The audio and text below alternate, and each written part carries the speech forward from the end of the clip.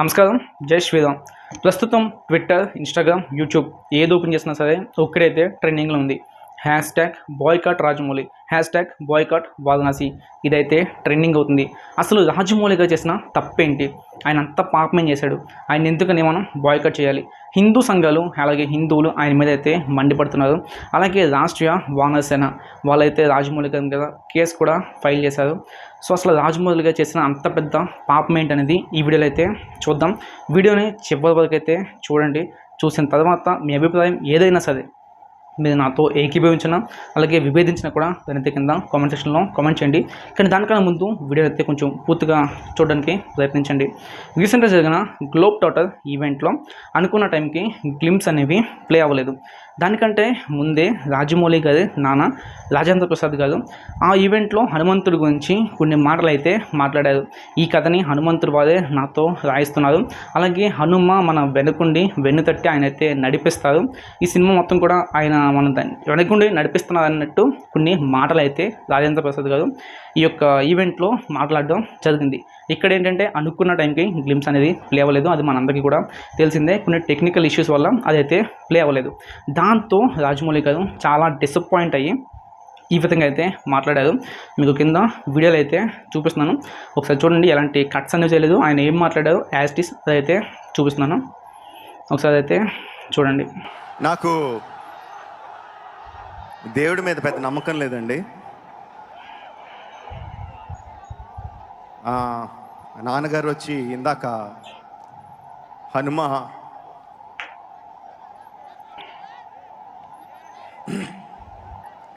వెనకాల ఉంటాడు, గుండె తట్టి నడిపిస్తాడు అని చెప్పారు.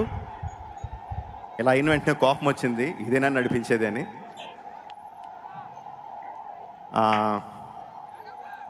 ఫస్ట్ ఆఫ్ ఆల్ ఆయన మాట్లాడింది నేను దేవుణ్ణి నమ్మను, నాకు దేవుడి మీద అంతగా నమ్మకం లేదు అన్నట్టు మాట్లాడారు. అది ఆయన ఈరోజు కొత్తగా చెప్తుంది అయితే కాదు. అది ఆయన ఎప్పటి నుంచో ఆయన కెరీర్ స్టార్టింగ్ నుంచి కూడా ఈ యొక్క మాట అయితే చెప్తూనే ఉన్నారు. రాజమౌళి గారు ఆస్తికుడు కాదు, ఆయన నాస్తికుడు. ఇదైతే ఆయన స్టార్టింగ్ నుంచి కూడా చెప్తూనే ఉన్నారు. ఇది ఆయన కొత్తగా చెప్తున్న మాట అయితే కాదు.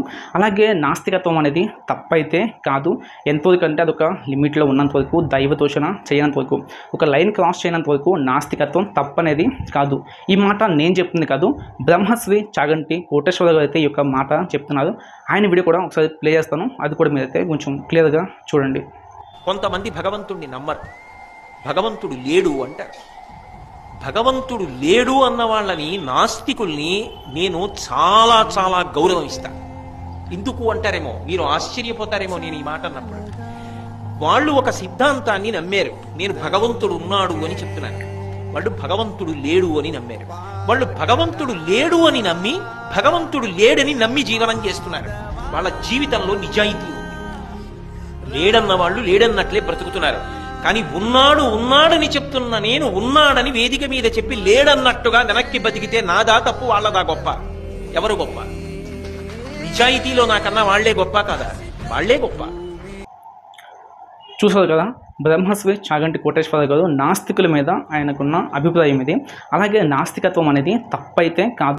నాస్తికత్వం అనేది హిందుత్వంలో ఒక భాగమే. చాలామంది నాస్తికులు తర్వాత రోజుల్లో వారైతే అస్తికులుగా కూడా మారారు, దేవుణ్ణి నమ్మడం కూడా మొదలుపెట్టారు. అలాగే రాజమౌళి గారు కూడా మారుతారని కోరుకుందాం. ఇంకా ఆయన మాట్లాడిన రెండో మాట, నాన్నగారు చెప్పారు హనుమ వెనకుండి వెన్ను తట్టి నడిపిస్తారు అనేసి. ఇదేనా ఆయన చేసేది? నాకు హనుమ మీద కోపం వచ్చింది అన్నట్టయితే మాట్లాడారు. దీంట్లో మనం ఆయన్ని తప్పు పట్టేంత పెద్ద బూతులు అయితే లేవు. కానీ అలాగని చెప్పి ఇది కంప్లీట్గా కరెక్టేనా అంటే కాదు. ఎందుకంటే రాజమౌళి గారు అంత స్థాయిలో ఉన్న వ్యక్తి అంత పెద్ద ఈవెంట్ మీద ఈ విధంగా మాట్లాడకుండా ఉండాల్సింది. కానీ ఆయన అన్న దాంట్లో తప్పైతే ఏమీ లేదు. ఎందుకంటే ఆయన ఎంతో హార్డ్ వర్క్ చేసి ఈ యొక్క ఈవెంట్ని అయితే ఆయన కండక్ట్ చేశారు. అలాగే దీనికోసం ఎంతో బడ్జెట్ని కూడా పెట్టారు. అక్కడ ఏదైతే గ్లిమ్స్ని మనకి ప్లేస్ స్క్రీన్ ఉందో ఆ స్క్రీన్ వచ్చేసి 130 అడుగులు అంట. అలాగే ఆ స్క్రీన్ కాస్టే 20 crores ఎంత అంట. ఎంతో గ్రాండ్ స్కేల్లో ఈ యొక్క ఈవెంట్ని అయితే వాళ్ళు కండక్ట్ చేశారు. రాజమౌళి గారు అయితే చాలా హార్డ్ వర్క్ చేశారు. ఆయన ఏదన్నా 100% పర్ఫెక్ట్గా అవ్వాలనుకుని కోరుకునే వ్యక్తి. జూనియర్ ఎన్టీఆర్ అలాగే రామ్ చరణ్ వంటి వాళ్ళని నాటు సాంగ్ కోసం ఎన్నో టేకులు చేయించిన తర్వాత సెకండ్ టేక్ అయితే ఆయన ఓకే చేశారంట. అంత పర్ఫెక్షనిస్ట్ ఆయన. అలాగే ఆయనకి షూటింగ్ టైంలో కోపం వచ్చినప్పుడు ఆయన కోపం అనేది చాలా అగ్రెసివ్గా ఉంటుంది. అలాగే ఆయన మైకుల విషయం సందర్భాలు ఉన్నాయనేసి మనం త్రిబుల్ ఆర్ టైంలో ఇంటర్వ్యూస్లో అయితే కొన్ని చూసాము. ఆయన అంత పర్ఫెక్ట్గా వర్క్ అనేది రావాలనుకుంటారు, కానీ ఎంత పెద్ద ఈవెంట్ కండక్ట్ చేస్తున్నప్పుడు మెయిన్ పార్ట్ అనేది ఆ గ్లిమ్సే, ఆ యొక్క గ్లిమ్స్ ప్లే అవ్వడం అనేది మెయిన్ పార్ట్. కానీ అక్కడే ఆయన చాలా డిసప్పాయింట్ అయ్యారు.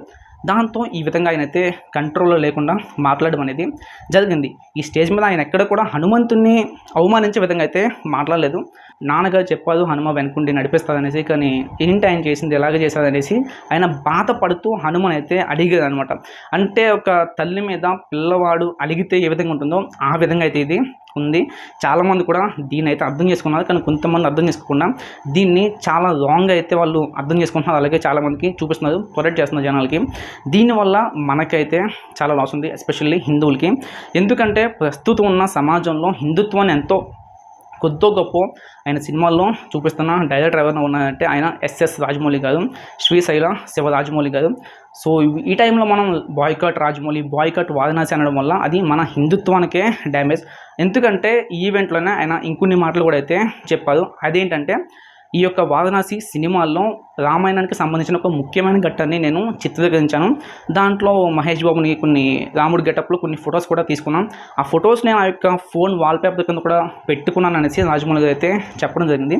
ఇక్కడ మనం అయితే 2 విషయాలు గమనించాలి. వారణాసి సినిమాలో రామాయణానికి సంబంధించిన ఒక ముఖ్యమైన ఘట్టం ఉంది. అలాగే మన యొక్క మహేష్ బాబు గారు రాముడి కింద అయితే కనిపించబోతున్నారు. ఈ సినిమా అనేది ఒక ఇండియాలోనే కాదు, వరల్డ్ వైడ్గా అయితే వాళ్ళు రిలీజ్ చేస్తారు.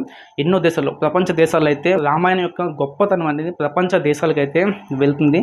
ఎన్ని దేశాలలో ఈ యొక్క సినిమాని అయితే వాళ్ళు విడుదల చేయడానికి ప్లాన్ చేసుకున్నారు. అన్ని సినిమాల్లోని కూడా రామాయణం నుంచి ఆయన తీసిన ఏదైతే ముఖ్యమైన ఘట్టం ఉందని ఆయన చెప్తున్నారు.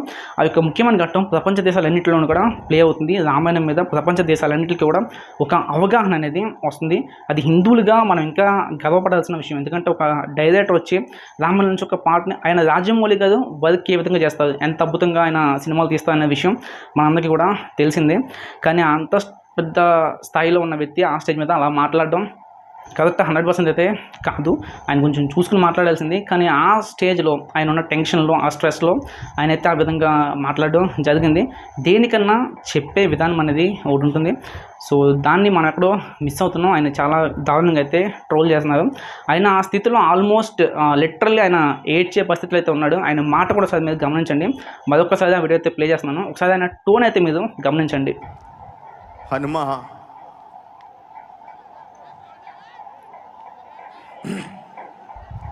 వెనకాల ఉంటాడు, గుండె తట్టి నడిపిస్తాడు అని చెప్పారు.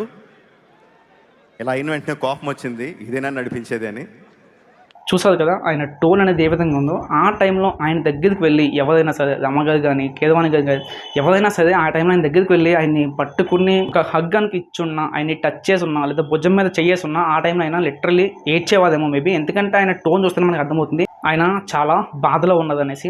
రాజమౌళి గారు ఇది చేసిందైతే తప్పే, కానీ ఆయన యొక్క ఉద్దేశం అనేది తప్పు కాదు. ఆయన ఎప్పుడు కూడా ఇన్ని సంవత్సరాలు బట్టి హిందూ దేవీ దేవతలను అయితే అనుమానించలేదు. ఇంకా వాళ్ళ మీద సినిమాలు తీసి ప్రపంచానికి హిందూ దేవీ దేవతలను చూపించారు, హిందుత్వాన్ని అయితే ప్రపంచానికి చూపించారు. ఆయన యొక్క ఇంటెన్షన్ అనేది మనం అర్థం చేసుకోవాలి. ఆయన అయితే డైరెక్ట్గా దేవీ దేవతల్ని తిట్టలేదు. ఇలాగే ఎంతోమంది దేవీ దేవతలు తిట్టిన వాళ్ళు మన సమాజంలో అయితే చాలా స్వేచ్ఛగా బతుకుతున్నారు. సడన్గా పేర్లు అయితే రావట్లేదు, నేను స్క్రిప్ట్ అయితే ప్రిపేర్ చేసుకోలేదు, ఉన్నట్టయితే మాట్లాడదామని వచ్చాను. రీసెంట్గా ఒక పాస్టర్ ప్రవీణ్, నెక్స్ట్ కదిరి కృష్ణ, ఇంకా బైరి నరేష్, ఇలాంటి వాళ్ళు ఎంతోమంది హిందూ దేవీ దేవతల్ని, పాస్టర్లు అయితే చెప్పక్కలేదు, పాస్టర్లు అయితే దుర్గాదేవిని దెయ్యం అన్నారు, అలాగే వెంకటేశ్వర స్వామిని సైతాన్ అన్నారు. ఇలాగా పాస్టర్లు దేవీ దేవతలను ఎంతో అవమానించిన సందర్భాలు అయితే ఉన్నాయి. అలాగే హిందుత్వంలో ఇంకా చాలా సమస్యలు అయితే ఉన్నాయి. ఇది మనకి అంత పెద్ద సమస్య అయితే కాదు, చిన్నదాన్ని కూడా మనం భూతార్థంలో పెట్టయితే చూస్తున్నాం. మన గుళ్ళు అయితే కూల్ చేస్తున్నారు, మన హిందూ ఆడపిల్లని లవ్ జిహాద్ పేర్లతో తీసుకెళ్ళి మటర్లు చేస్తున్నారు, రేపులు చేస్తున్నారు. సో వీటిని అయితే మనం చూసుకోవాలి. ఇలాగ మన హిందుత్వంలో ఇంకా ఎన్నో సమస్యలు అయితే ఉన్నాయి. వాటన్నిటిని కూడా మనం పక్కన పెట్టి చిన్న ఇష్యూని పట్టుకుని దీన్ని అయితే హైలైట్ చేస్తున్నాం. రాష్ట్రీయ వానరసేన ఎవరైతే ఉన్నారో వాళ్ళు రాజమౌళి గారి మీద కంప్లైంట్ అయితే ఇచ్చారు. అదే ఒక్కసారి వాళ్ళు వెళ్ళి రాజమౌళి గారిని కలిసి ఆయనతో కొంచెం మాట్లాడుంటే అది వేరేలా ఉండేదేమో. మేబీ రాజమౌళి గారు కూడా కన్విన్స్ అయ్యేవారేమో, ఆయన కూడా ఈ పాటికి ఆల్రెడీ ఆయన సారీ కూడా చెప్పేవారేమో రాష్ట్రీయ వానరసేన కనుక వాళ్ళని అప్రోచ్ అయ్యి ఉంటే.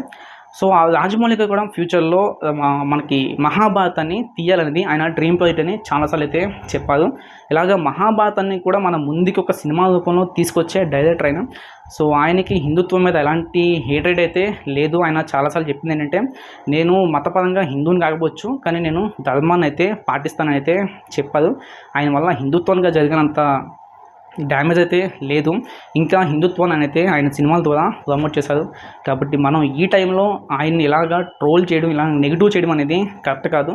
చాలామందికి ఏంటంటే రాజమౌళి గారిని ఇలాగ ఆడుకునే ఛాన్స్ అయితే రాలేదు, కానీ వచ్చిందే ఛాన్స్ కదా అనేసి చాలామంది చాలా విధాలుగా అయితే ఆయన్ని ట్రోల్ చేస్తున్నారు. పెద్ద పెద్ద వాళ్ళు, చిన్న చిన్న వాళ్ళు, ఈవెన్ పొలిటీషియన్స్ కూడా రాజమౌళి గారిని అయితే చాలా దారుణంగా అయితే ట్రోల్ చేస్తున్నారు.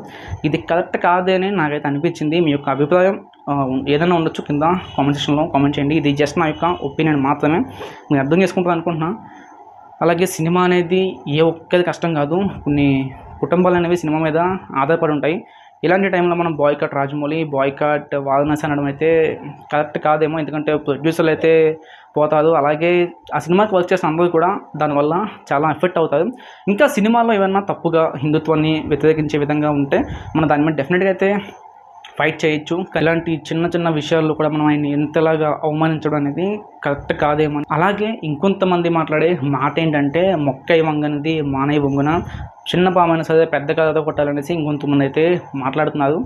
మీరన్నది కూడా కరెక్టే ఒక పాయింట్ ఆఫ్ వ్యూలో, కానీ చెప్పే విధానం అనేది ఒకటి ఉంటుంది. మనోడైతే ఒకలాగా, బయటోడైతే ఒకలాగా చెప్పే విధానం అనేది ఉంటుంది.